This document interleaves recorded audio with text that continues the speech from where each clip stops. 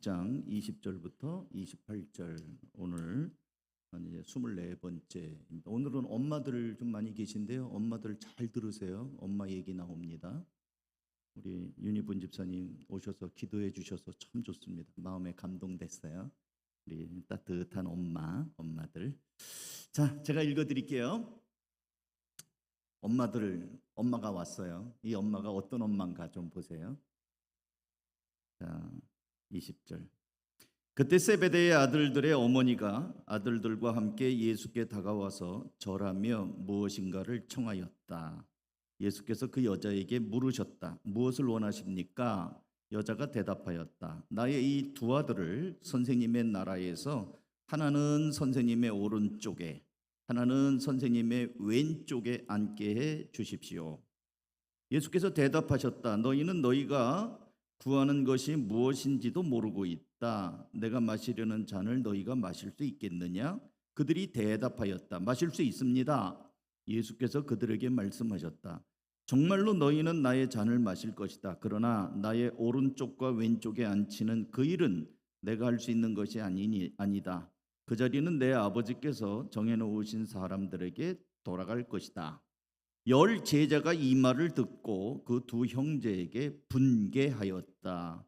예수께서는 그들을 곁에 불러놓고 말씀하셨다. 너희가 아는 대로 이방 민족들의 통치자들은 백성을 마구 내리누르고 고관들은 백성에게 세도를 부린다. 그러나 너희끼리는 그렇게 해서는 안 된다. 너희 가운데서 위대하게 되고자 하는 사람은 누구든지 너희를 섬기는 사람이 되어야 하고 너희 가운데서 으뜸이 되고자 하는 사람은 너희의 종이 되어야 한다. 28절 다 같이 읽습니다. 시작. 인자는 섬김을 받으러 온 것이 아니라 섬기러 왔으며 많은 사람을 위하여 자기 목숨을 몸값으로 치러주려고 왔다. 아멘. 여러분, 자녀를 기르면서 학교 담임 선생님이 한번 뵙자고 하거나 아니면 내가 자발적으로 담임 선생님을 좀 만나야 되겠다 해서 가보신 적이 있습니까?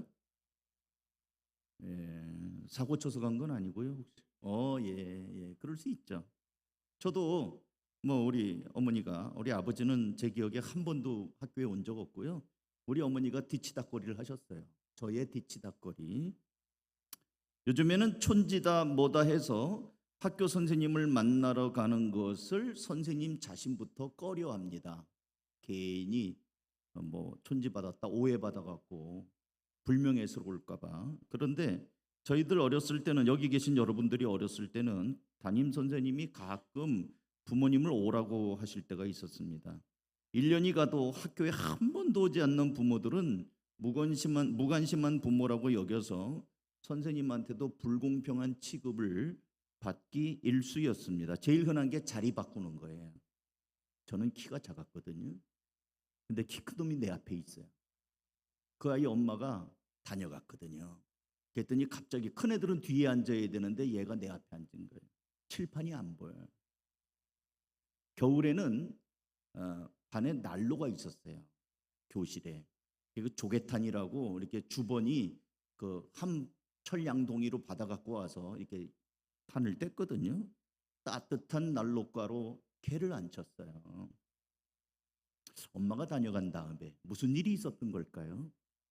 봉투를 나누어 줬다는 얘기는 차마 제가 못 드리겠지만 아이들은 그걸 봤어요. 아, 쟤네 엄마가 선생님한테 뭔가 봉투를 줬는데 그 다음에 자리가 바뀌었어. 아이들이 그런 모습 때문에 어른들의 세계에 멍들었던 기억이 있습니다. 저도 그들 중에 한 명이었죠. 왜냐하면 내 앞에 어떤 아이가 키 큰 애가 앉혀서 앞자리가 안 보이는 그런 경험이 있었거든요. 근데 오늘 본문에 보시면 아까 제가 엄마를 잘 보라고 그랬는데 아주 특이한 내용이 기록되어 있습니다. 세베대의 아들들의 어머니가 예수님의 제자인 자기 아들들을 앞세우고 예수께 와서는 무엇인가를 요구하고 있는 겁니다. 뭘 요구하는가, 무슨 말인가 하고 들어보니까 예수님의 나라에 하나는 오른쪽, 하나는 왼쪽, 우정승, 좌정승을 시켜달라는 겁니다. 인사청탁이에요. 고상하게 사자성어로 말하면 인사청탁을 하고 있습니다. 20절. 그때 세베대의 아들들의 어머니가 아들들과 함께 예수께 다가와서 절하며 무엇인가를 청하였다. 뭘 청했는가? 21절. 예수께서 그 여자에게 물으셨다. 무엇을 원하십니까? 여자가 대답하였다. 나의 이 두 아들을, 이 두 아들인 걸 보니까 지금 예수님과 이 여자 사이에 아들 둘이 있어요. 이 두 아들 멀리 있는 게 아니고 데리고 왔어요. 이 두 아들을 선생님의 나라에서 하나는 선생님의 오른쪽에, 하나는 왼쪽에 앉게 해주십시오. 오른쪽 왼쪽 좌정승 우정승 같이 앉게 해달라는 거예요. 이 말을 듣고 있던 이 2명 빼고 10명의 제자들은 몹시 분개합니다. 24절. 그죠? 10제자가, 요 2명 빼고 10제자가 이 말을 듣고 무슨 말? 엄마가 한 말, 뭔 말? 오른쪽 왼쪽에 앉게 해달라는 이 말을 듣고 그 두 형제에게 분개하였다. 이 분개라는 말은요, 아주 몹시 화를 내는 걸 분개라고 그래요. 왜 분개한 걸까요? 아이, 그 자리 내 자리인데, 내가 찜한 자리고 내가 바라는 자리인데 저놈들이 자기 엄마까지 동원해서 선수 쳤네, 백 썼네, 불공평하잖아 이거. 그래가지고 뭔가 이 기분이 나쁜 거예요. 그러니까 그 말은 뭐냐면, 화가 난 거는 나도 관심이 있거든, 나도 관심 있는데 저것들이 째치기 하네, 먼저 선점하려고 하네. 똑같은 거죠. 똑같은 생각이에요. 나도 우정승 좌정승에 관심이 있는 거예요. 근데 쟤네들이 지금 엄마까지 동원해서 저러고 있으니까 기분이 나쁘기 시작한 거예요. 이거 반칙이야 하면서 화가 난 거예요. 자, 예수님의 마음이 어땠을까요? 얼마 전에도 예수님의 제자들은 길바닥에서 싸운 적이 있어요. 누가 크냐? 예수님은 인자는 얼마 안 돼서 끌려가서 고난당하고 십자가에 못 박혀 죽을 것이다, 이런 얘기를 했는데 제자들은 귓등으로 들으면서 누가 크냐 하는 걸로 서로 쌈박질을 하는 것을 예수님이 참 딱하다는 모습으로 본 적이 있거든요. 마가복음 9장 33절이에요. 예수께서 집안에 계실 때에 제자들에게 물으셨다. 너희가 길에서 무슨 일로 다투었느냐? 없는 소리 한 거 아니겠죠? 없는 소리 아니에요. 싸웠으니까 무슨 일로 싸웠느냐 물어봤죠. 제자들이 잠잠했어요. 할 말이 없죠. 뜨끔하죠. 그들은 길에서 누가 큰 사람이냐, 누가 가장 큰 사람이냐 하는 것으로 서로 다투었어요. 누가 크냐? 이게 아직 안 끝난 싸움이에요. 누가 크냐고 싸웠는데 이번에는 엄마까지 동원해가지고 오른쪽 왼쪽에 앉게 해달라고 그러는 겁니다. 지금 예수님은 지금 이 성경 지금 마태복음 후반부에서는 무슨 얘기를 계속하고 계시냐면, 고난당하고 죽고 부활할 것에 대한 얘기를 본격적으로 꺼내기 시작해요. 언제부터? 베드로가 주는 그리스도시요 살아계신 하나님의 아들입니다라고 고백할 때부터 이제 너네들이 이제 좀 익었구나, 좀 컸구나, 그러면서 이제부터는 본격적으로 예수님이 이제 하나님의 아들로서 매 맞고 고난당하고 죽임당하지만 부활할 거에 대한 얘기를 조금씩 조금씩 꺼내고 있는데, 일단의 제자 그룹들은 누가 크냐 하고 싸우고 있고 엄마 동원해서 우정승 좌정승 시켜달라고 지금 선수 치려고 이러고 있다는 거예요. 그거 보고 나머지 제자들이 열받고 있는 겁니다. 분위기 아시겠죠? 그러면 이 제자들은 그 다음 왜 이런 요구를 하는 것인가? 뻔해요. 예수님을 못 만난 거예요. 예수님 따르는데요, 따른다고 진짜 다 따르는 게 아닐 수 있어요.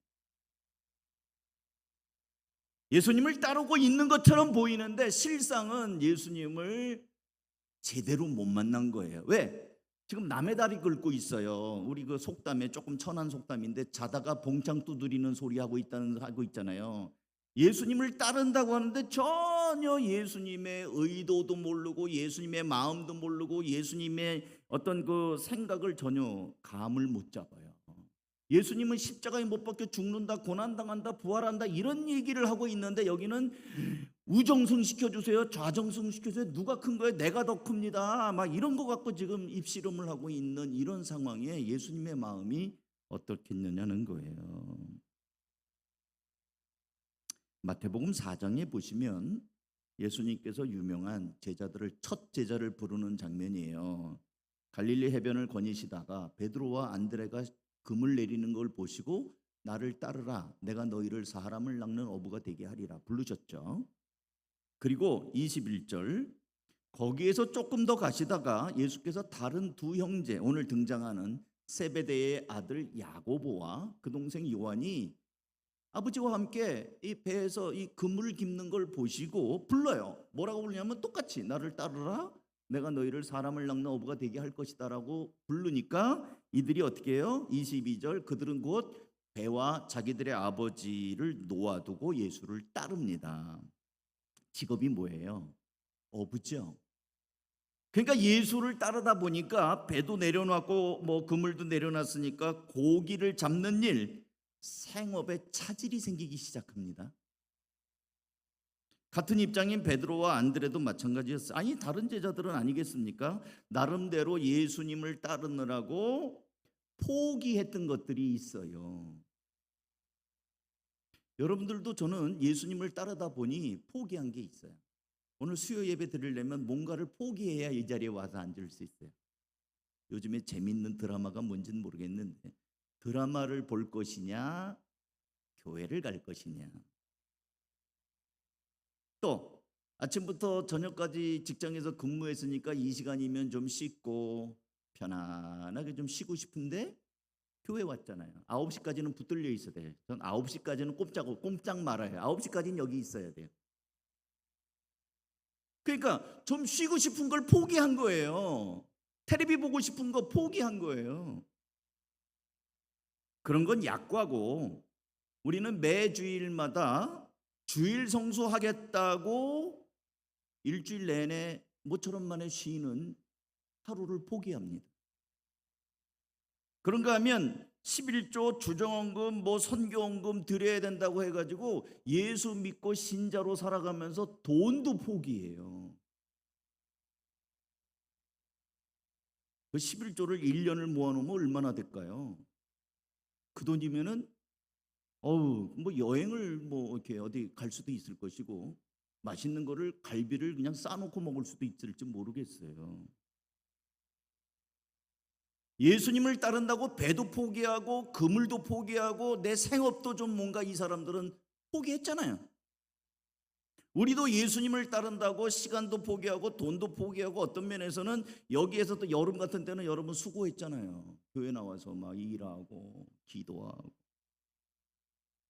그러면 우리도 하나님께서 굽어 살피셔서 우정승 좌정승까지는 아니더라도 보상해 주셔요.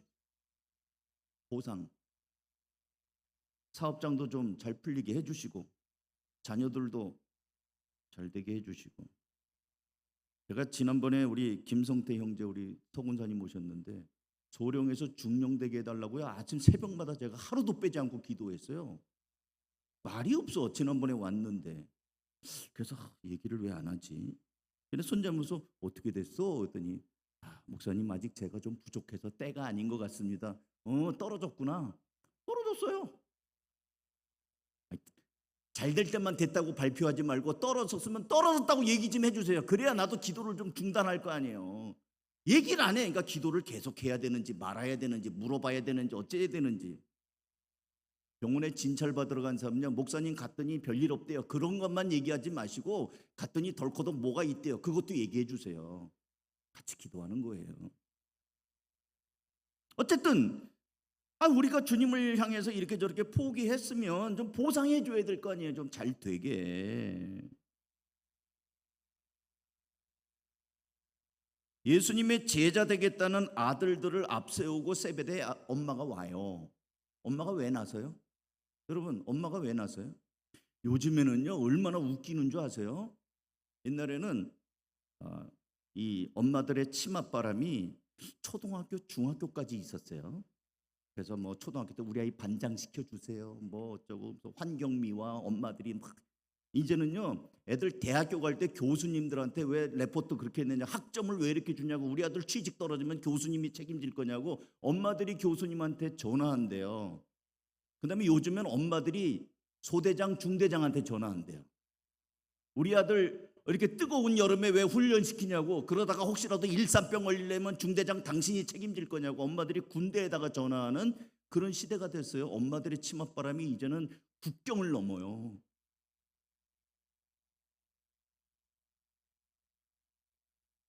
엄마가 가만히 생각하니까 아들이 한심해.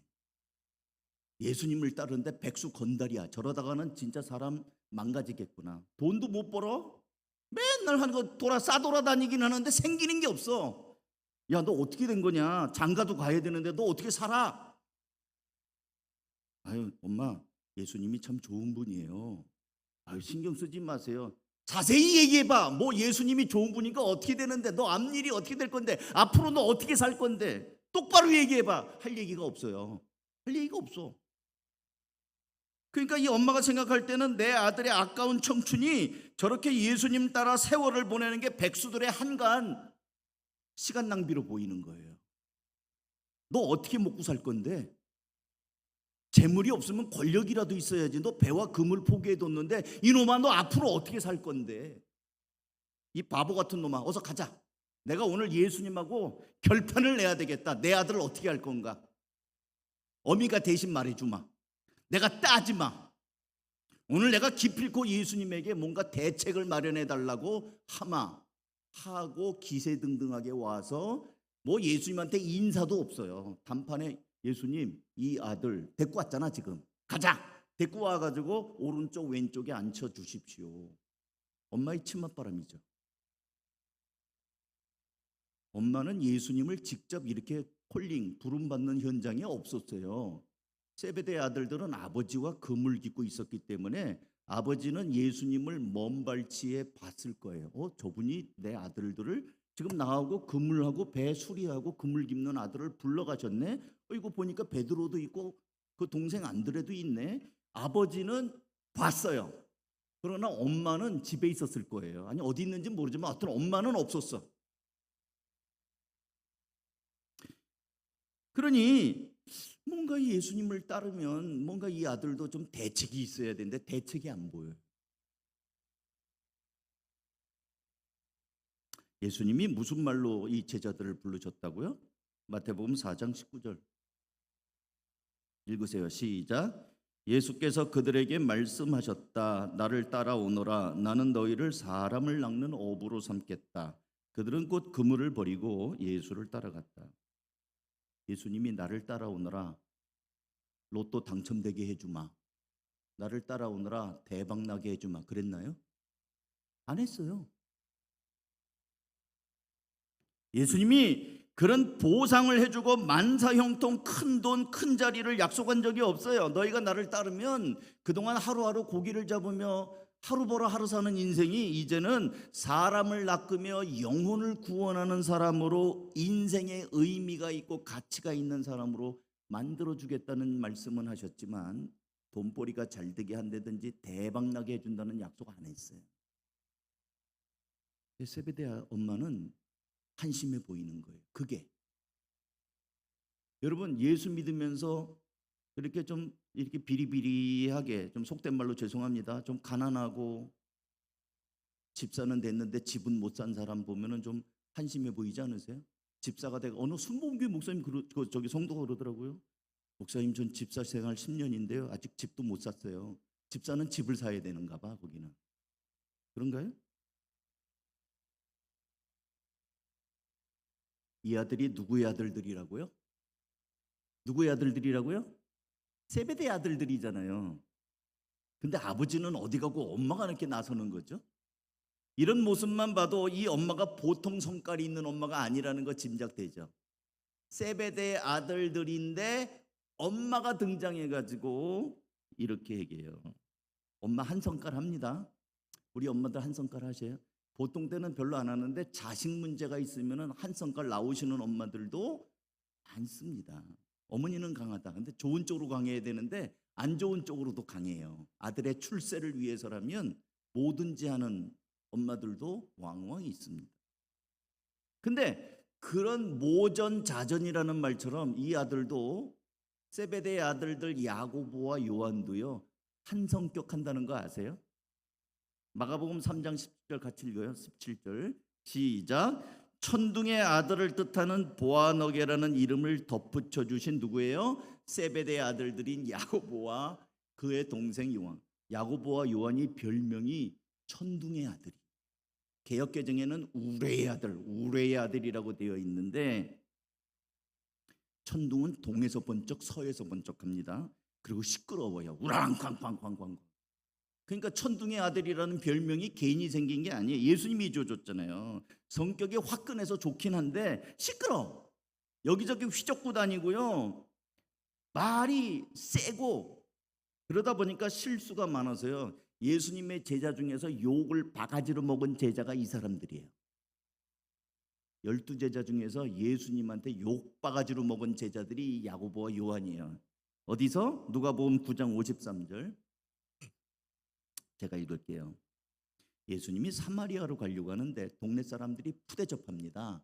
사마리아하고 유대가 안 맞으니까, 사이가 안 좋으니까. 53절 그러나 그 마을 사람들은, 이게 사마리아예요, 예수가 예루살렘으로 가시는 도중이므로 예수를 맞아들이지 않았다. 여러분, 나그네가 길을 가다 보면 밤에 어디 머물 때가 있어야 되는데 숙박을 거절하는 거예요. 54절 열받았어요. 그래서 제자인 야고보와 요한이 이것을 보고 말했다. 뭘 보고 말했다고요? 푸대접하는 걸 보고 말했어요. 화가 났어요. 주님, 하늘에서 불이 내려와 그들을 태워버리라고 우리가 명령하면 어떻겠습니까? 저놈들이 우리를 이렇게 푸대접하는데 샥 태워 죽여버리면 어떨까요? 이게 제자예요. 예수님의 제자.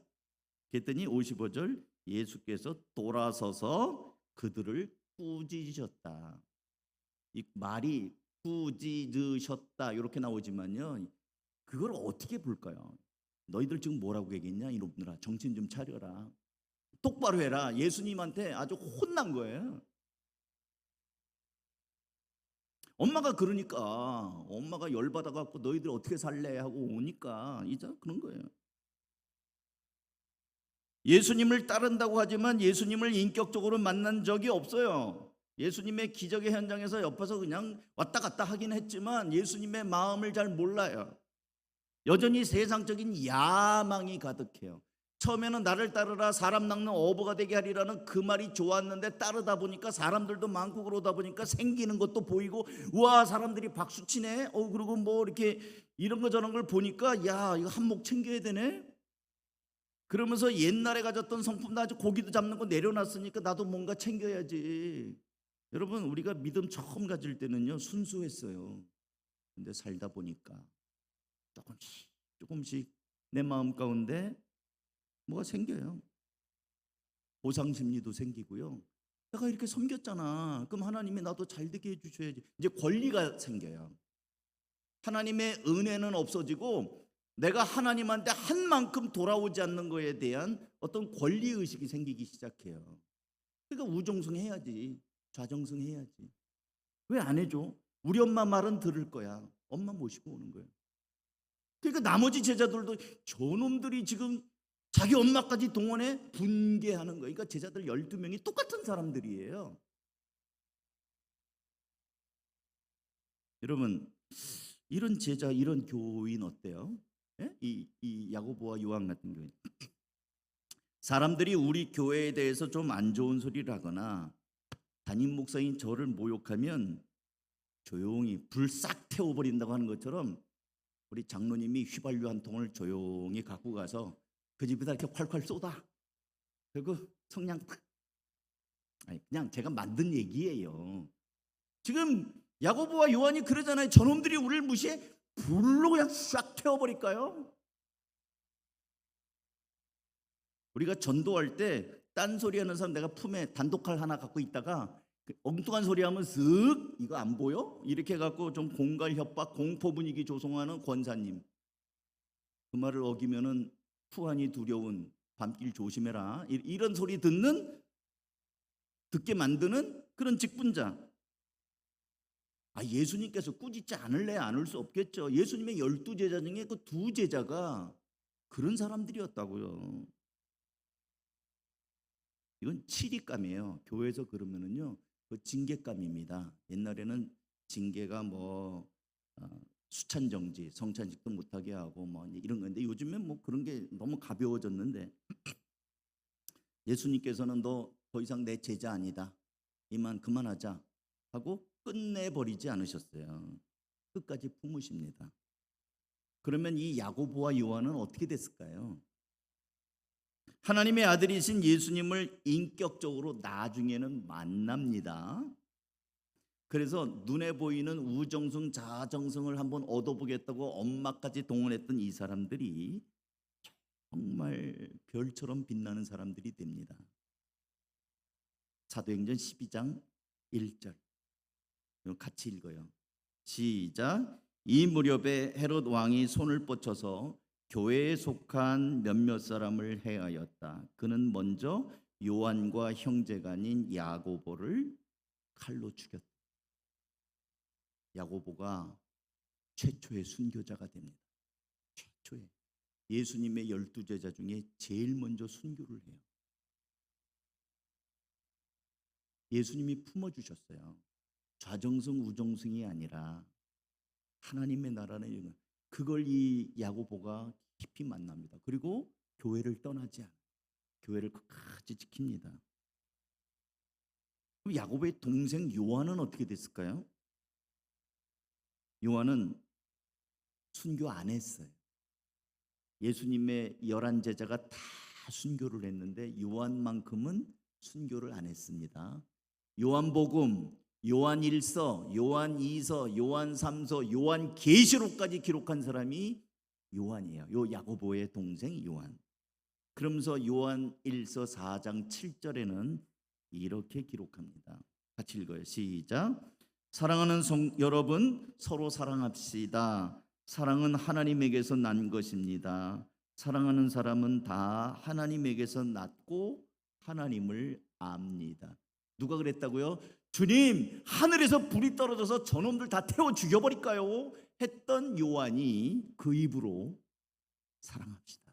사랑은 하나님께서 온 것입니다. 사랑하는 사람이 하나님을 아는 사람입니다. 변화가 됐어요.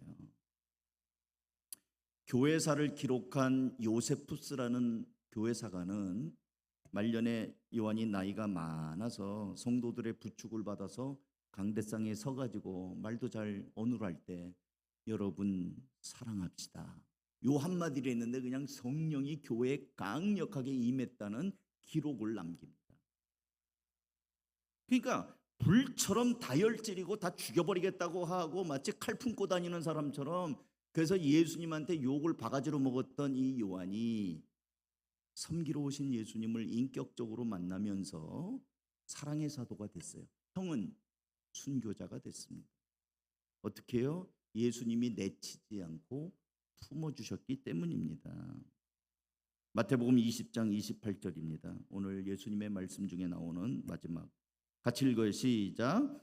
인자는 섬김을 받으러 온 것이 아니라 섬기러 왔으며 많은 사람을 위하여 자기 목숨을 몸값으로 치러주려고 왔다. 어머니까지 동원해서 나를 우정성 좌정성 만들어 내가 마시는 잔을 마실 수 있느냐? 예, 마실 수 있습니다. 인자는 섬김을 받으러 온 것이 아니라 섬기러 왔고 자기 목숨을 많은 사람을 위하여 몸값으로 주려고 한 거다. 그거를 이 요한과 야고보가 깊이 알게 됩니다. 왜? 예수님이 참아주고 품어주고 기다렸기 때문에. 어쩌면 우리도 요한과 야고보보다 더하면 더했지 우리의 성품적인 면이나 우리의 부패한 속성이 더 나을 건 없어요. 제가 볼 땐 그렇습니다. 그런데 예수님께서 우리를 품어주시고 기다려주셨어요. 여러분, 예수님을 영접한다는 것은 신학적으로 예수님 내 마음을 엽니다. 오십시오 땡 하고 이렇게 했다고만 예수님 영접하는 게 아니에요. 예수님을 영접한다는 것은 내 안에 나를 구원하신 예수님을 모셔드리는 거예요. 1차적으로 뿐만 아니라 세상에 오신 예수님의 삶에 내가 동참하는 겁니다. 예수님이라면 하셨을 법한 말을 하고 예수님이라면 하셨을 법한 행동을 하고 그래서 사도 바울은 이렇게 얘기하죠. 갈라디아 2장 20절에 내가 그리스도와 함께 십자가에 못 박혔나니 그런즉 이제는 내가 산 것이 아니요 오직 내 안에 그리스도께서 사시는 것이라. 이제 내가 육체 가운데 사는 것은 나를 사랑하사 나를 위하여 자기 몸을 버리신 하나님의 아들 예수를 위하여 사는 것이라. 예수님을 영접했다고 하는 것은 예수가 내 안에 있을 뿐만 아니라 내가 예수와 함께 사는 거예요.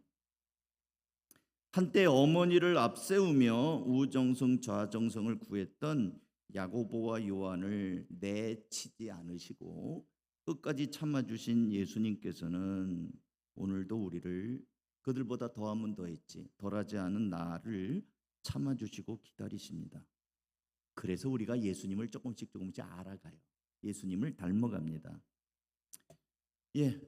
우리 야고보와 요한을 품어주시고 기다려주셨던 그 예수님의 사랑, 그래서 이들이 그 천방지축이 첫 순교자가 되고 마지막 남아서, 그러니까 예수님의 제자가 알파와 오메가예요.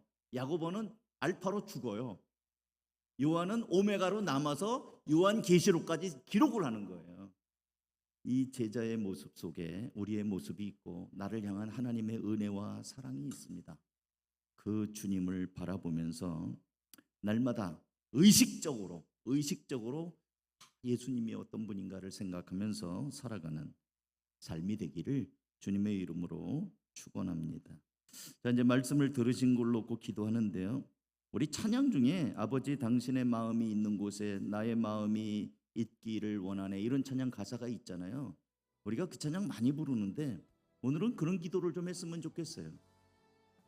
우리들의 관심사, 우리들의 마음이 세상 사람들이 많이 구하는 그런 것이 아니라 정말 주님이 원하신 인자의 섬김과 자기 목숨을 많은 사람에게 몸값으로 주겠다고 하는 그 예수님을 따르는 제자로서 그 일치된 그런 모습으로 나의 관심이 예수님의 의도와 일치가 되게 하옵소서. 내 믿음이 주님이